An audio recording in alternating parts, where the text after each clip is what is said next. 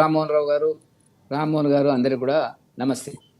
Yes Venkatareddy గారు, ఏంటంటే కేసులు పెడుతున్నారు, ఇబ్బందులకు గురి చేస్తున్నారు, ప్రభుత్వంపై పదే పదే విమర్శలు చేశారు.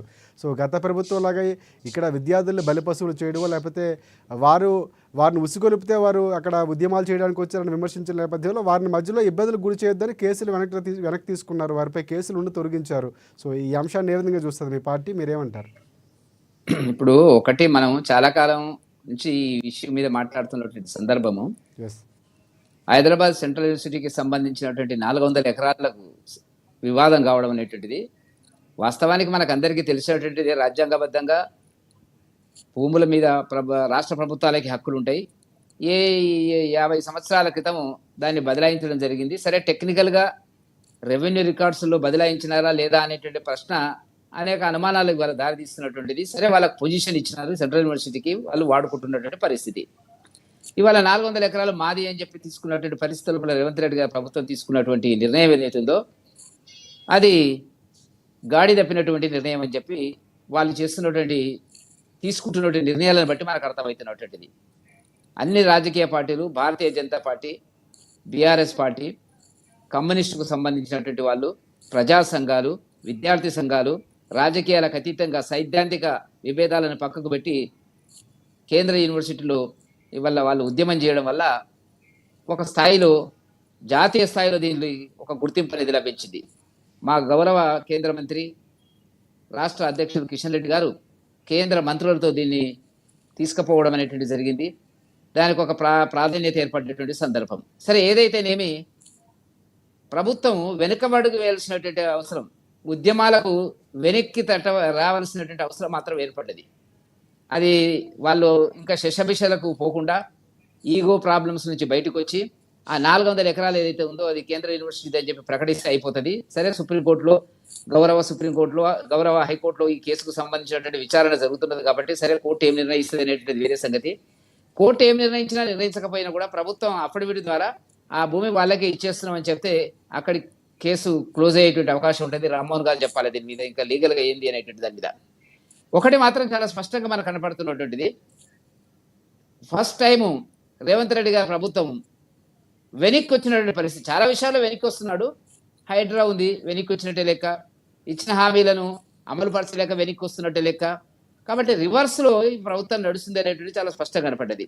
అయితే మంత్రివర్గ ఉపసంఘం ఏదైతే బట్టి విక్రమార్క ఆధ్వర్యంలో ఏర్పాటైందో వాళ్ళు చర్చించి ఒకవైపున పార్టీకి సంబంధించినటువంటి అబ్జర్వర్ ఎవరైతే ఉన్నారో, కేంద్ర పార్టీ అబ్జర్వర్ ఎవరైతే ఉన్నారో మీనాక్షి నటరాజన్ గారు కూడా దీంట్లో కొంత జోక్యం చేసుకుని సంప్రదింపులు జరగడము ప్రజా సంఘాలతో, విద్యార్థి సంఘాలతో, మంత్రివర్గంతో. విచిత్రం ఏంటంటే ముఖ్యమంత్రి గారితో చర్చించినట్టుగైతే మనకి ఎక్కడ మీడియాలో కనపడలేదు. ఆమె ఈ మంత్రులతో మాట్లాడడం జరిగింది, ప్రొఫెసర్లతో మాట్లాడడం జరిగింది, ప్రజా సంఘాలతో, విద్యార్థి నాయకులతో మాట్లాడడం జరిగింది, ముఖ్యంగా ఎన్ఎస్యుఐ అని మన మీడియాలో చదువుతున్నటువంటిది.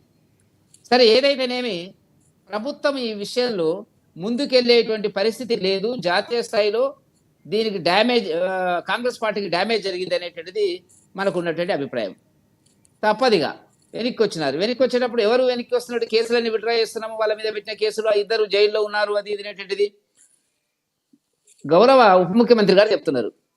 మరి రాజ్యాంగంలో గౌరవ ముఖ్యమంత్రి గారికి స్థానం ఏంటో నాకు అర్థం కాలేదు. నేను వెతికిన ఇప్పుడు is there any deputy chief minister post in the constitution అంటే కాన్స్టిట్యూషన్లో అయితే లేదు.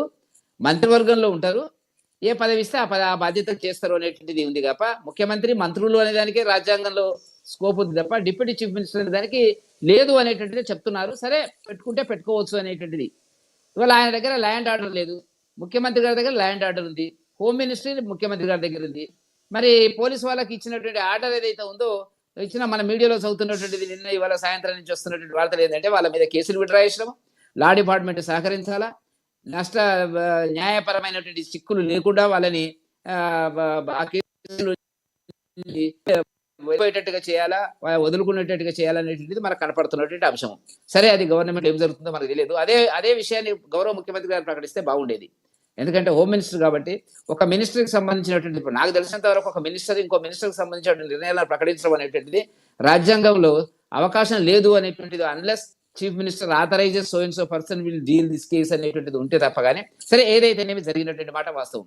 కాకపోతే ఒకటి మాత్రం మనం గుర్తుంచుకోవాలా, అనవసరంగా కేంద్ర విశ్వవిద్యాలయంలో జోక్యం చేసుకొని చేతులు కాల్చుకున్నది కాంగ్రెస్ పార్టీ, కాంగ్రెస్ ప్రభుత్వం అనేటువంటి చెప్పక తప్పదు. వాళ్ళు ఏం చెప్పినా విద్యార్థుల మీద కేసులు ఉన్నాయా, ఉన్నాయి, మేమేదో చాలా హృదయంతో, గౌరవ హృదయంతో, ఓపెన్ హార్ట్ తోని మేము ఈ కేసులను విడ్రా చేస్తున్నాము అనేటువంటి పద్ధతి ఏం చెప్పినప్పుడు కూడా జాతీయ స్థాయిలో ఈ దానికి వచ్చినటువంటి ప్రాధాన్యత, ప్రభుత్వం జాతీయ స్థాయిలో వెళ్ళిపోయినటువంటిది ఏమిటి, కేంద్ర యూనివర్సిటీకి సంబంధించి 400 ఎకరాలు అమ్ముకుంటున్నారు రేవంత్ రెడ్డి ప్రభుత్వం అనేటువంటి చర్చ పోవడం వల్ల డ్యామేజ్ అయినటువంటిది. ఆ డ్యామేజ్ ఎక్సర్సైజ్ కంట్రోల్లోనే ఈ భాగం కింద ఇది జరిగిందని చెప్పి నేను భావిస్తున్నాను. ఇప్పటికన్నా కూడా ప్రజా సంఘాల ప్రజల తరఫున, తెలంగాణ ప్రజల తరఫున, విద్యార్థుల తరఫున, ప్రొఫెసర్ల తరఫున జరగవలసింది ఏంటంటే ఆ 400 ఎకరాలు వాళ్ళకి మేము ఇచ్చేస్తున్నామని చెప్తే కేసు సమాప్తమవుతుంది. ఇక్కడ ప్రిస్టేజ్కి పోవాల్సిన అవసరం లేదని చెప్పి నేను భావిస్తున్నాను. ఇకపోతే మధ్యన మీరు అన్నట్టుగా ఏంటంటే ఆర్టిఫిషియల్ ఇంటెలిజెన్స్ వచ్చింది, అది వచ్చింది, ఇది వచ్చింది, రకరకాలుగా ఆ కేసులు మాత్రం ఉంటాయి అని చెప్పుకుంటున్నారు. సరే, దానికి సంబంధించిన ఏంది అనేటువంటిది మనకి కొంత ఆలోచిస్తే తప్ప తెలియదు.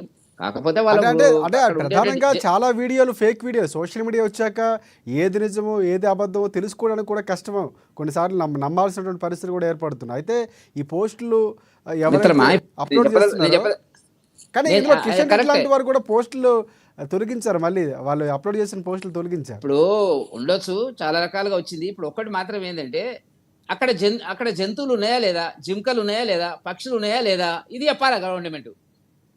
ఉన్నాయా లేవా, లేకుండానే ఒక ఫేక్ వీడియో క్రియేట్ చేయబడిందా అంటే చాలా నేరం, అది చెప్పడం లేదు. రైట్, అంటే ఉన్న వీడియోకి కొంత జోడించడం, కొంచెం మసాలా యాడ్ చేయడం, మసాలా కథా చిత్రం అది ఉంటది కదా. ఇప్పుడు సినిమాల్లో మనకు కనపడుతుంటది కదా, మీకు తెలియదు ఉంది కొద్దిగా దాన్ని ఇటు అటు కలర్ఫుల్ గా చేసేటువంటి పరిస్థితి. అంటే ఆ జంతువులు ఏ రకంగా ఫీల్ అవుతున్నాయి అనేటువంటి దానిని ఒక కథా చిత్రంగా ఒక దాని కింద చేసిందేమో. అది సరే, చట్ట పరిధిలోకి వస్తుందా రాదా అనేటువంటి చర్చకు నేను పోవడం లేదు. అయితే ఒకటి, అక్కడ జింకలు ఉన్నాయి, అక్కడ పక్షులు ఉన్నాయి, రకరకాల పక్షులు ఉన్నాయి, ఇతర జంతువులు ఉన్నాయి అనేది వాస్తవం. అవి బజార్లోకి వచ్చినాయి, రోడ్డుకు వచ్చినాయి, చనిపోయింది అనేటువంటిది కూడా నేను ఒకటి రెండు అక్కడ ఇప్పుడు అది ఎవరు చెప్పరు. మీకు నాకు తెలియకపోవచ్చు, రామ్మోహన్ గారికి తెలియకపోవచ్చు, ప్రొఫెసర్లకు తెలుసు, విద్యార్థులకు తెలుసు. వాళ్ళ ఇన్ఫర్మేషన్ ఇంపార్టెంట్ మనకు అక్కడ. కాబట్టి ఇప్పుడు దాన్ని పట్టుకొని ఈ లాగడం కంటే గౌరవప్రదంగా రేవంత్ రెడ్డి గారి ప్రభుత్వము వెనక్కి రావడం అనేటువంటిది మంచిది అని చెప్పి భారతీయ జనతా పార్టీగా మేము భావిస్తున్నట్టు. రైట్, మనకి బీఆర్ఎస్ పార్టీకి సంబంధించి రామ్మోహన్ గారు ఉన్నారు. రామ్మోహన్ గారు నమస్తే అండి. పెద్దలందరికీ నమస్తే. రామ్మోహన్ గారు చాలా కీలకంగా, అంటే విద్యార్థులపై కేసులు ఎత్తేయడం, అంటే మీ ప్రభుత్వంలో జరగలేదు, మా